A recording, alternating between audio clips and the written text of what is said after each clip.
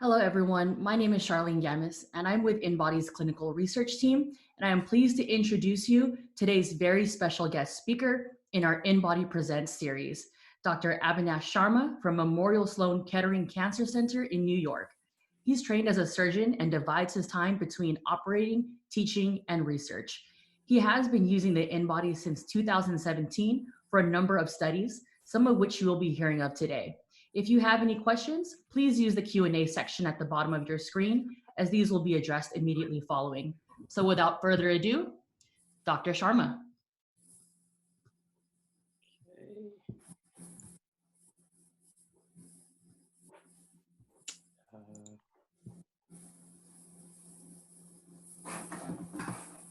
Hi, can you hear me there? We can hear you, Dr. Sharma. Great. I'm just about to share my screen.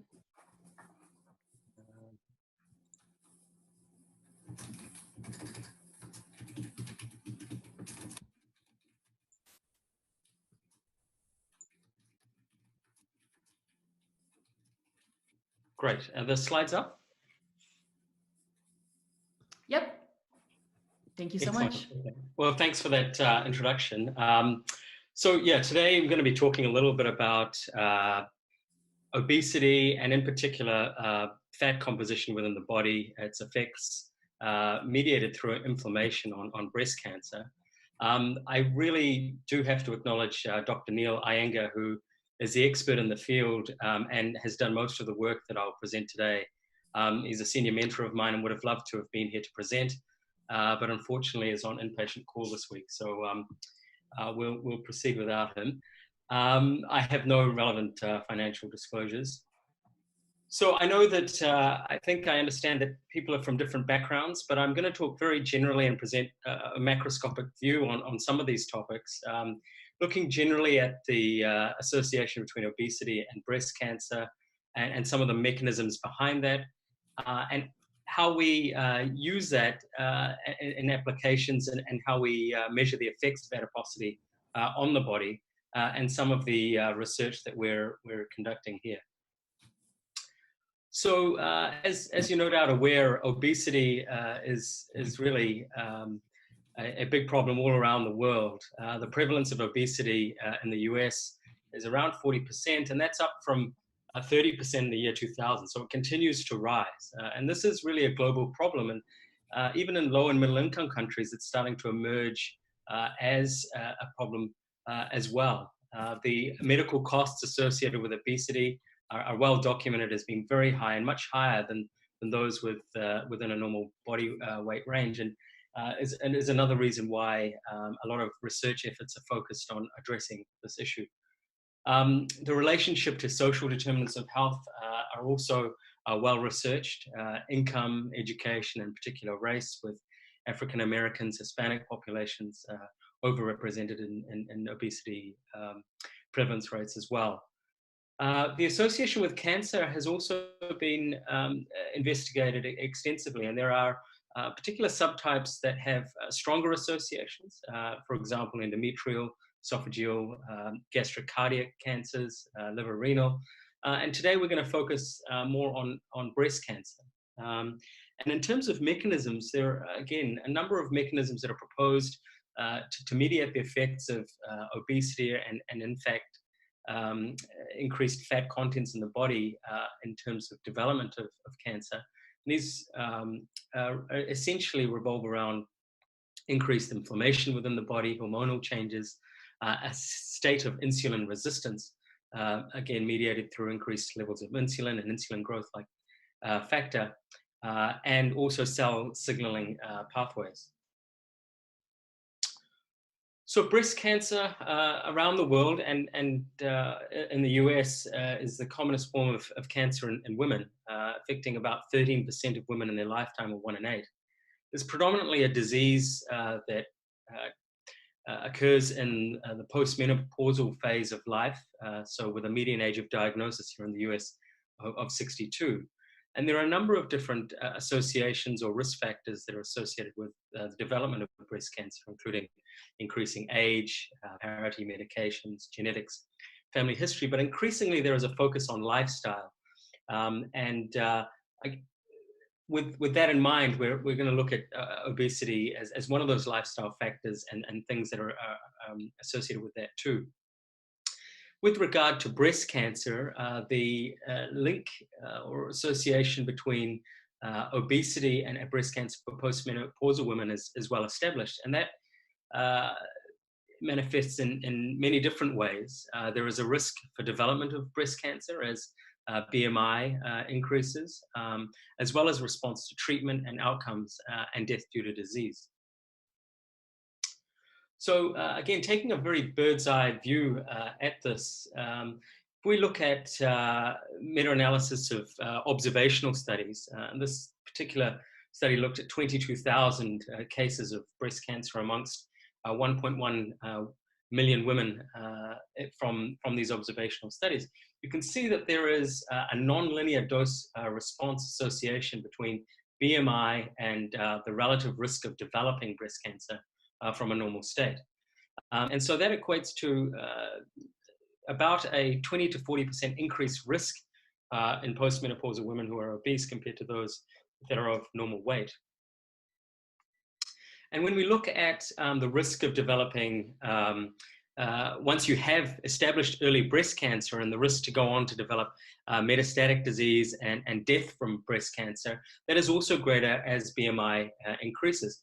This Danish study looked at over 18,000 women with breast cancer, early stage, and followed them to the first event of recurrence and also death. And you can see that for distant metastases, as BMI increased, there was it became evident that there was an increased risk of distant metastases and also for breast cancer-related death. When we look at body fat and actually try and explain the story a little bit in a more granular fashion, rather than just looking at BMI, we can see that it is body fat and essentially also truncal fat that helps to delineate this risk further. This study here looked at, from the Women's Health Initiative data, which looked at over 10,000 postmenopausal women, of which 500 developed breast cancer, and looked at their baseline DEXA measurements for a measure of body composition. And you can see that as the whole body percentage fat went up in amounts, that there was increased hazard ratio for development of cancer, and same thing also for truncal fat mass, which we know is associated with an insulin-resistant state. Now, looking at response to therapy, you can see also that in this study where they looked at the response to neoadjuvant chemotherapy, predominantly anthracycline-based, there was no difference when it came to the complete response, pathological response. However, when you looked at survival, differences did manifest if there were higher concentration, higher body surface areas of subcutaneous fat and also visceral fats. So there is also an association with response to therapy and also the toxic effects. And I know that many of you will be familiar with studies in sarcopenia, which is essentially the reduction in skeletal mass, body mass, skeletal muscle mass that occurs with age. In this CT scan here at L3 level, you can see a good bulk of skeletal muscle mass, and then that has diminished in this picture here. And when that occurs, you can see that there is an increased risk of toxicity from treatments also directed at breast cancer in this setting. And this study also showed that the women that had sarcopenic obesity, so in other words, increased body fat in the setting of reduced skeletal muscle mass, they actually had the worst effects in terms of toxicity. So how does this situation come about?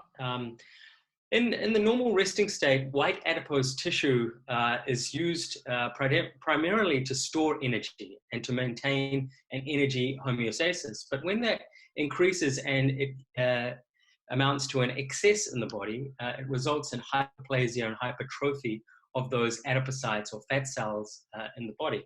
And that has two effects. It has systemic effects that occur throughout the body, as well as local effects that occur in areas where there is adipose tissue, for example, the breast. So here, in terms of the local effects, as these adipocytes increase in size and number and die off, they attract macrophages to the site. And this ring-like structure here is what we call a crown-like structure that is composed of these macrophages around the adipocyte. And we can see that under the microscope. But the effect of macrophages being recruited to these sites leads to this chronic state of inflammation, an upregulation of transcription factors and cytokines, for example, tumor necrosis factor alpha, interleukins, that then lead to gene upregulation and for enzymes such as aromatase, which leads to increased estrogen production. And that has alters the tumor microenvironment within the breast, but also has systemic effects to promote cell replication and increase cell division.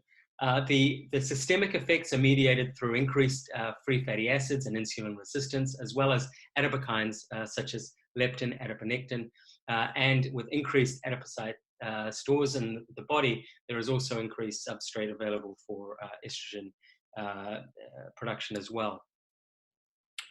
So when we look at the breast and know that there is the development of cancer, we can also study the surrounding breast tissue. And that gives us an idea of what the microenvironment is in that area. And this is, again, histological slides that have been stained with immunohistochemistry for CD68. This is the crown-like structures, those macrophages indicative of that inflammation that I was talking about before. And that leads to these upregulation of cytokines, transcription factors that we can also measure potentially in the serum and also in the tumor microenvironment. And when we look at survival, the patients that have crown-like structures actually have worse survival than those that do not have these crown-like structures or inflammation. So this inflammation, you can see that it increases as the body mass index increases in the body, but it is also seen in patients with a normal BMI. There are two subsets that emerge, those that don't have the inflammation and those that do have inflammation in the breast. And in terms of correlation with outcomes, for women with early stage breast cancer who went on to develop metastases, their survival was shorter, or the median relapse time was shorter if they had these crown-like structures associated with this inflammation compared to if they did not. And that was independent of body mass index. This is also seen to be more prevalent in African-American women, where we know that survival from breast cancer is also shorter, and this is associated with a number of different changes within serum that I'll talk about. So what have we covered so far? We've seen that breast cancer is associated with changes in BMI that can be measured and further delineated in terms of body composition, adiposity, and in particular truncal fat. We've seen that we can also measure local disturbance within the tissues and also systemic factors. But I want to explore this idea of the normal BMI and inflammation as well a bit further. So this study, again by Dr. Iyengar, looked at the Women's Health Initiative data and investigated those women that were within a normal BMI range, but post-menopausal, and looked at the numbers that went on to develop breast cancer and compared that to their DEXA scans at baseline. And you can see, again, within this group that all had normal BMI, as the percentage of body fat increased, and particularly truncal fat mass, that risk or relative risk of developing breast cancer went up. And the levels of fat within the body were also associated with measurements of inflammation that we could get from the blood, and also changes in hormone binding as well. So I'm going to change tack a little bit. I think that covers a little bit of the background in terms of associations, how we tend to measure the changes of adiposity within the body, and how it might potentially lead to an environment that can result in the development of breast cancer. And we're going to talk a little bit about some of the research utilization of this and what we've done. So currently at MSK, with that in mind, for patients that are undergoing mastectomy, we enroll them into a study to look at breast inflammation and body composition. So we're using DEXA scan, and in the past we've also used bioimpedance as well, and we're looking to do this more prospectively as well. And then this gives us an idea of what body composition is like in these women before they go to surgery. Once they have their surgery, we can also study the downstream effects in terms of inflammation within the breast tissue, but also pre-surgery, we can look at the correlations between this and some of those systemic markers for inflammation and changes associated with adiposity as well. And body composition really tells us much more than a straightforward measure of BMI. You know, both of these women have a BMI of 28. One clearly has less total body fat and truncal fat, and is really at a much different risk than someone else, this other patient here who has much higher content of truncal fat associated again with increased insulin resistance. And so what we envisage is actually tailoring the approach to obesity and cancer in a much more precise way as it pertains to each individual. We know that within those that are traditionally labeled as obese by an elevated BMI and those that are labeled as a normal weight, there are differences in terms of risk. So there can be those patients that are metabolically obese but have a normal BMI, and there are those that are metabolically healthy but have an elevated BMI as well, as I kind of showed you with the previous DEXA scan. And so this group here is one that we would like to also identify and target. So prospectively, we're looking at, as I mentioned, these effects on the body, the effects of inactivity and obesity, and seeing if we can intervene and influence some of the gene expression, and also effects looking and seeing how that is mediated through changes in body composition as well. And this is a prospective study where we're looking at the effects of exercise and diet as an intervention that may have some effects on what I've described previously in terms of gene regulation expression.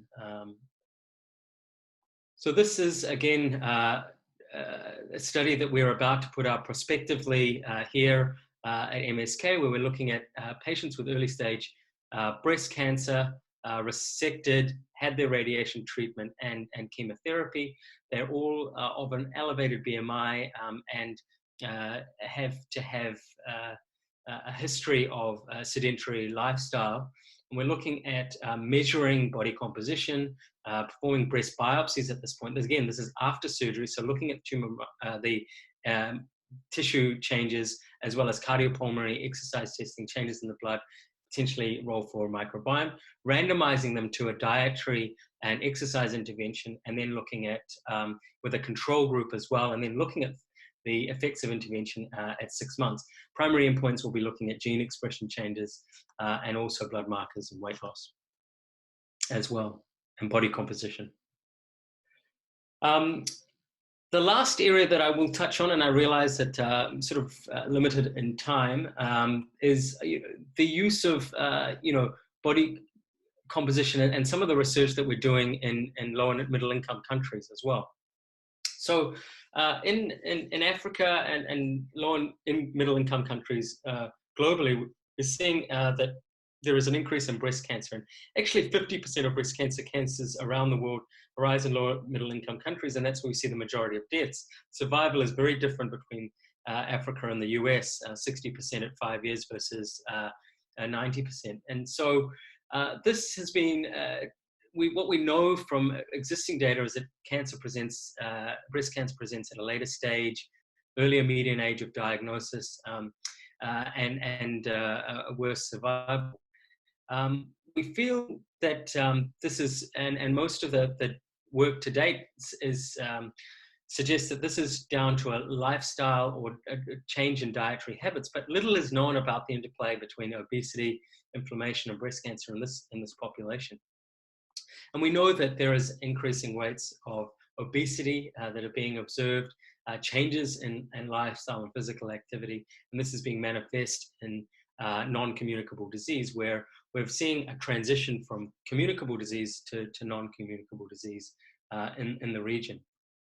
And we've established a collaboration with the African Research Group for Oncology in Nigeria, and have started prospectively implementing some of the research protocols there that we have done here at MSK. So this is the use of the InBody 770 as a measure of body composition. Now, we can't lug DEXA scanners out to remote regions or access them locally. And so this provides a nice bridge to be able to look at body composition in this setting for women that are undergoing mastectomy.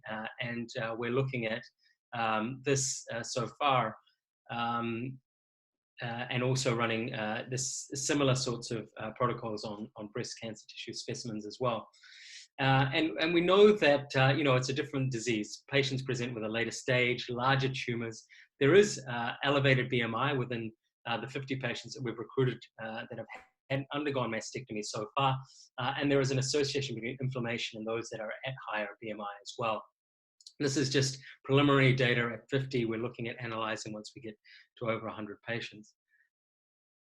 And so far, we can see that the body composition measures with bioimpedance in the field actually correlate very well with BMI, but we're hoping that they will also provide a lot more granular data so that we can tease out some of these relationships in more detail going forward. So I guess I realize I'm over time, but I will stop things there.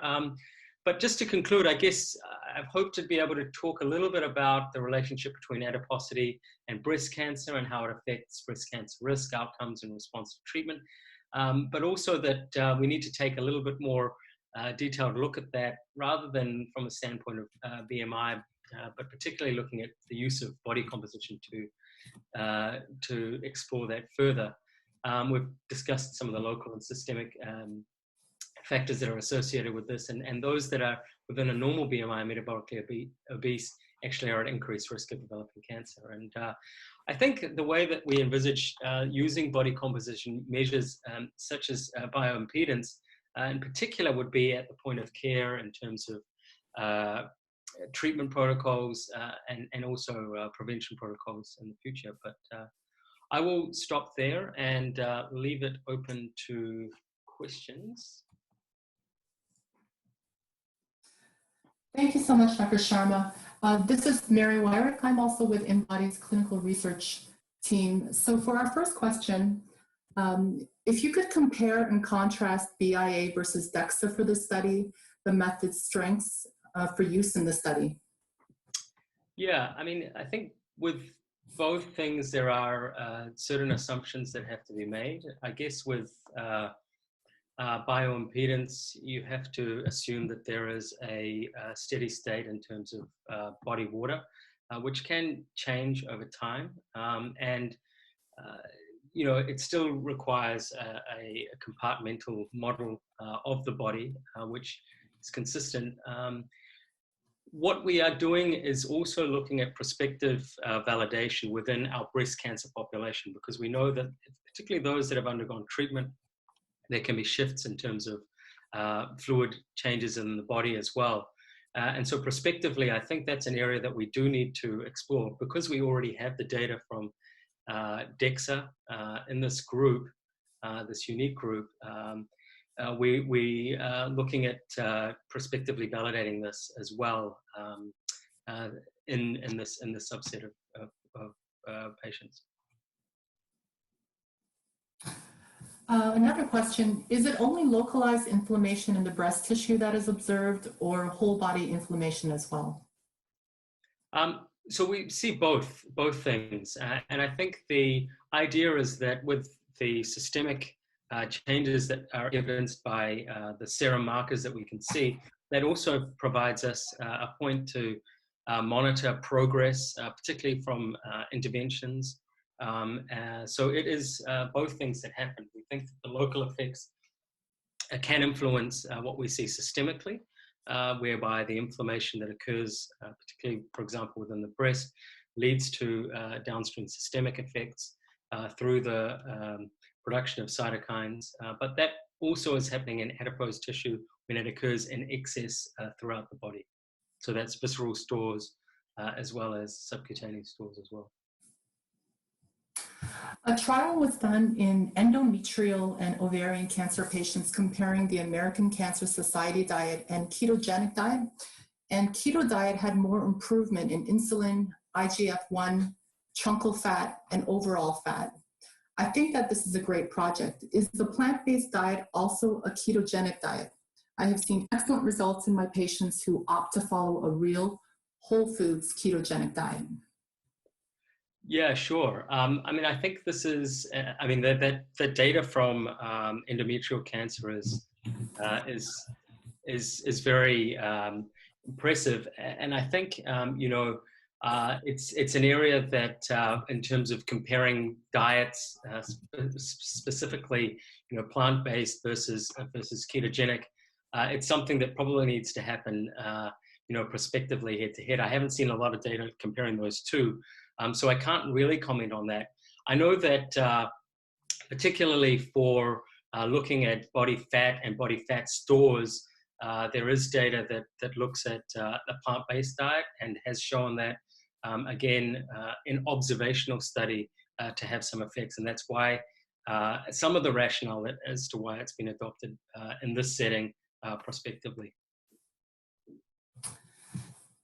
The goal of the Center for Medicare and Medicaid Innovations Oncology Care Model, also known as OCM, is to improve care coordination, appropriateness, and access for beneficiaries undergoing chemotherapy while reducing total costs.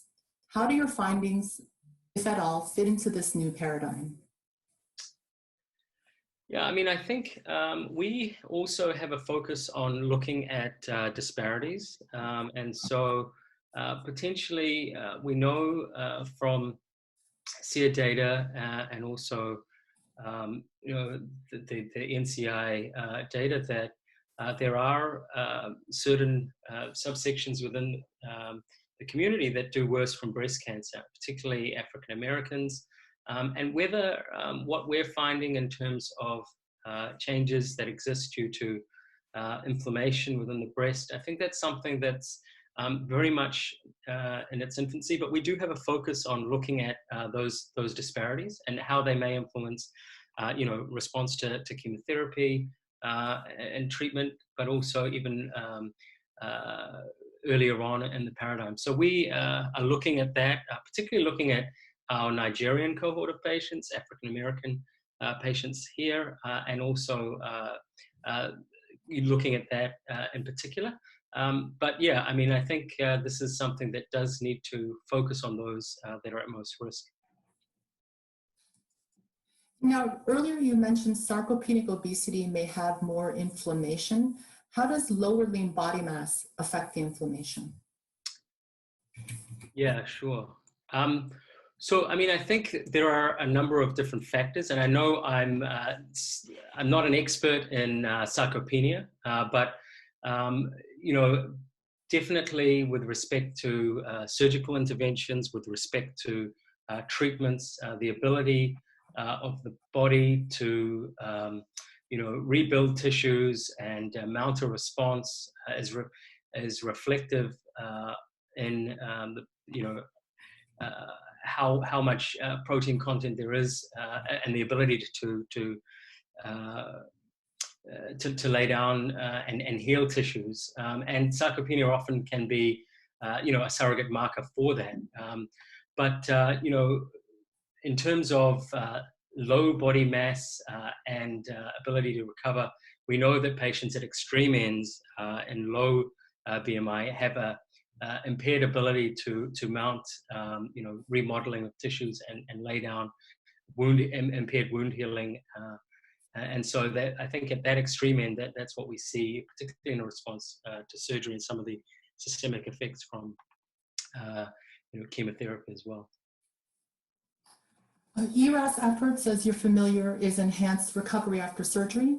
It has been evolving across surgical specialties since 2012. In your experience, how important is prehabilitation for successful treatment outcomes? And is it possible that it can reduce the amount of after-cancer treatment rehabilitation needed by cancer survivors? Yeah, absolutely. I mean, the ERAS literature is very, it's really been resulted in a paradigm shift in terms of how we manage patients, particularly for colorectal cancer, whereby, patients used to stay in hospital for up to a couple of weeks, and things have moved significantly from that through a combination of targeting, preoperative education, nutrition, and there is no doubt that kind of effort can be extrapolated into other areas. Typically, when we think about ERAS, we think about a surgical intervention, but there is no doubt that can also occur and has been adopted, I think, very much for breast cancer as well. Most of our patients here, unless they're having a mastectomy with some form of reconstruction, even with reconstruction, are home the next day, and that is down to a number of the protocols that we already have in place to enhance recovery. But prehabilitation, particularly in the setting of interventions like these that we're hoping to implement, I think will really be where things move across the board, and I think will become standard of care in the future. Mm-hmm. Thank you, Dr. Sharma. We have time for just a couple of more here. Of course, COVID, have to ask you about that, being in New York, it being a hot topic of discussion these days. Did your practice change at all, or what did your day-to-day routine look like? And do you anticipate any new standards of care going forward? Yeah, sure. Gosh, it really is a difficult time. And as you point out, New York did emerge as an epicenter for this pandemic that we find ourselves in. I guess, thinking right back to when things started to become very severe here, we implemented our hospital incident command system, which was something that was in place around September 9/11, which ensured that there was, communication and a clear message in terms of what we were going to be doing for patients. There's no doubt that cancer patients emerged, I guess, as being at increased risk. They're a vulnerable group with, being immunocompromised and often having advanced age. So we had to be very careful about isolating them within those that had COVID, isolating them within the hospital, and ensuring that we had a triage system to ensure that patients were not unduly exposed, but at the same time could still get their treatment that they needed. So obviously there was protocols in place for emergency treatments, but at the same time we tried to move to telemedicine where non-urgent consults could be conducted if possible. But yeah, I mean, it's definitely something that's evolving. Like to think that we're, with hospital admissions coming down now, ICU admissions coming down now, we're hopefully through the worst of things, but definitely is something that's evolving, and we're still looking at what happens from here on in terms of day-to-day. Yeah, I think we're not doing as much in terms of operating. I suspect as a tertiary referral center, we will not have the same numbers of patients coming from outside as we once did. But, at the moment, we're still putting in place protocols for our existing patients and making sure they get the treatment that they need in a timely fashion. Absolutely. On a lighter note, final question for you, Dr. Sharma. You approach the pearly gates, they swing open. What do you hope to hear? Gosh, I'm not sure if I'll make it that far, to be honest. I'm probably in the wrong place. That's, yeah. Yeah, no, but thanks for the opportunity to talk. And I've got my email address, and I'm very happy to be in touch with anyone for future collaboration, or if they're interested in any particular aspect of the research. As I said, Dr. Neil Iyengar is really primary investigator for most of this work, and I'm very happy to put him in touch with people as well if they're interested. Well, thank you so much. Thank you all for joining us. Thanks again to you, Dr. Sharma, for taking time, as we know you are on the front lines. If you have, if any of the listeners have any additional questions, you can certainly reach us as well at InBodyClinical@InBody.com. And stay tuned. Next Thursday at the same time for guest speakers Dr. Ying and Dr. Nadzam from Yale Medical School on their groundbreaking bariatric research. So from the InBody team, have a safe and healthy rest of your week. And as always, we encourage you to see what you're made of.